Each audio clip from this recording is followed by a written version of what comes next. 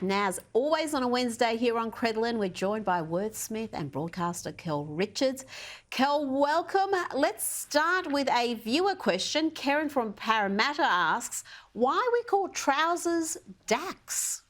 Oh, this is interesting. It started out as a brand name, registered in 1933 in London by Simpson and Company in Stoke Newington Road in London, and they made clothing with the brand name Dacks, specifically men's slacks. So it's a bit like Hoover. Hoover was a brand name of a vacuum cleaner, but we started calling all vacuum cleaners Hoovers. Same thing happened to Dacks. They lost their brand name and it just became the general name for slacks.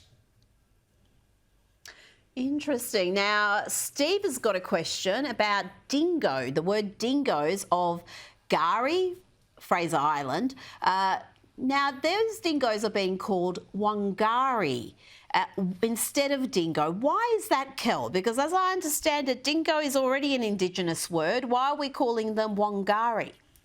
Yeah, it's slightly nuts, isn't it, Rita? The problem is there are at least 250 different Indigenous languages in Australia, possibly more.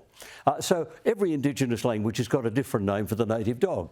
In Sydney, for example, in the Sydney area, and I think it's a Daruk word, the name for a camp dog was dingo, and the name for a wild dog was warrigal. Now, on Fraser Island, they had their names for a camp dog and a wild dog. But why change it?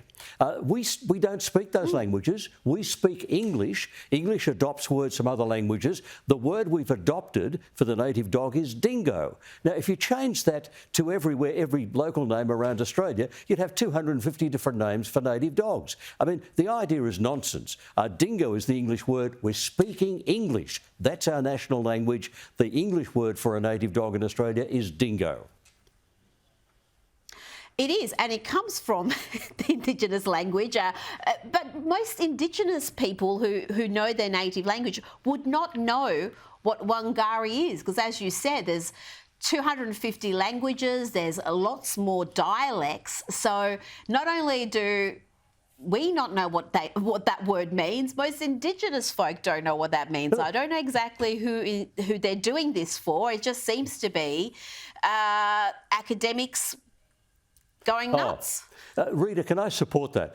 We call a boomerang. In Western Australia, it is called a Kylie, okay? The same as the singing budgie. Now, you wouldn't in Western Australia suddenly say the boomerangs are Kylies. I mean, that's just nonsense. We've adopted particular Indigenous words into English. They are part of the English language, and we all speak English, don't we, Rita? Absolutely. Kel Richards, thank you so much for your time this evening.